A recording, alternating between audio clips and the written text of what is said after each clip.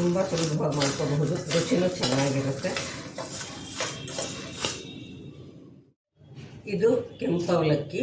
ಇದನ್ನು ಜರಡಿನಲ್ಲಿ ಈ ಥರ ಜರಡಿ ಮಾಡ್ಕೋಬೇಕು, ಸ್ವಲ್ಪ ದಪ್ಪ ಜರಡಿನಲ್ಲಿ. ಏಕೆಂದರೆ ಈ ಸಣ್ಣ ಧೂಳಿದ್ರೆ ಎಣ್ಣೆಗೆ ತುಂಬ ಗಲೀಜಾಗತ್ತೆ ಅಂತ. ಎಣ್ಣೆ ಚೆನ್ನಾಗಿ ಕಾಯಕ್ಕೆ ಬಿಡಬೇಕು.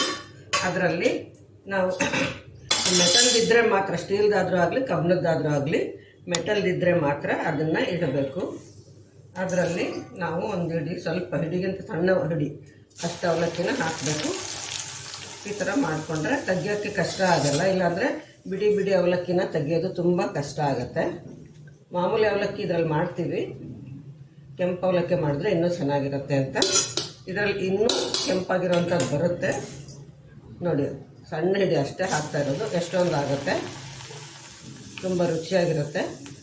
ಮತ್ತು ಇದು ಮಾಮೂಲಿ ಅವಲಕ್ಕಿಗಿಂತ ಇದನ್ನು ಸ್ವಲ್ಪ ಒಳ್ಳೆಯ ಅಂಶಗಳು, ಆರೋಗ್ಯಕ್ಕೆ ಒಳ್ಳೆಯದಾಗುವಂಥ ಅಂಶಗಳು ಕೂಡ ಕೆಲವು ಇದರಲ್ಲಿ ಇರ್ತವೆ. ಸೊ ಇದನ್ನು ಮಾಡ್ಕೋಬೋದು.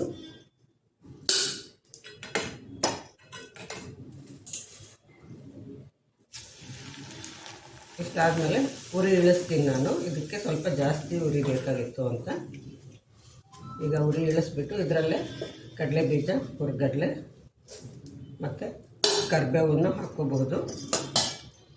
ಇವಾಗ ನಾನು ಹುರ್ಗಡ್ಲೆ ಕಡಲೆ ಬೀಜ ಹಾಕ್ಕೊಳ್ತಾ ಇದ್ದೀನಿ, ಎಣ್ಣೆ ಸ್ವಲ್ಪ ತಣ್ಣಗಾಗಲಿ ಅಂತ.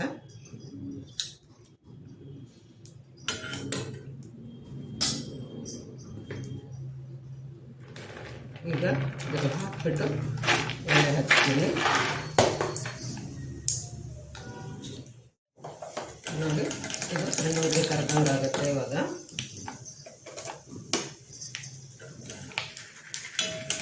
ಕಡಲೆಕಾಯಿ ಬೀಜ ಯಾವಾಗಲೂ ಸಣ್ಣ ಹುಡುಗಿ ಕರಿಬೇಕು.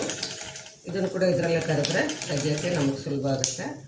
ಅವಲಕ್ಕಿಗೆ ಮಾತ್ರ ಎಣ್ಣೆ ಜಾಸ್ತಿ ಎಳೆಯುತ್ತೆ ಯಾವಾಗಲೂ, ಅದು ನೆನಪಲ್ಲಿರಲಿ. ಇಷ್ಟಾದಮೇಲೆ ಇದಕ್ಕೇ ನಾವು ತೆಗೆದ ತಕ್ಷಣ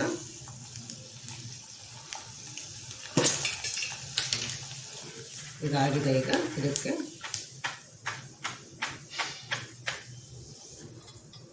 ಇದಕ್ಕೆ ಹುರ್ಗಡ್ಲೆನ ಕೂಡ ಹಾಕ್ಕೊಳ್ತಾ ಇದ್ದೀನಿ.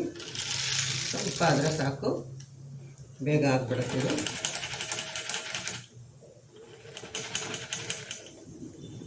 ಒಂಚೂರು ಆಗ್ತಿದ್ದಂಗೆ ಈಗ ಒಲೆ ಆರಿಸ್ತಾ ಇದ್ದೀನಿ.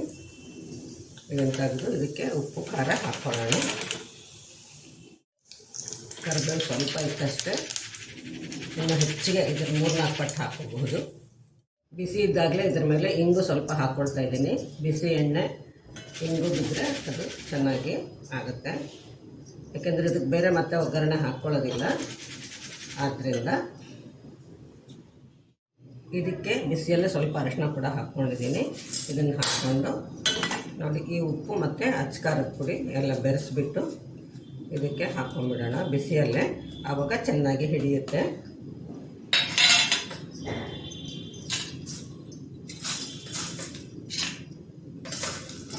ಇದು ನಮ್ಮ ಕೆಂಪು ಅವಲಕ್ಕಿ ಒಗ್ಗರಣೆ ಸಿದ್ಧವಾಗಿದೆ. ತುಂಬ ಬೇಗ ಆಗುತ್ತೆ, ಶ್ರಮನೂ ತುಂಬ ಕಡಿಮೆ, ರುಚಿನೂ ತುಂಬ ಚೆನ್ನಾಗಿರುತ್ತೆ. ಖಂಡಿತ ಎಲ್ಲರೂ ಮಾಡ್ಕೊಳ್ಬಹುದಾದಂಥದ್ದು.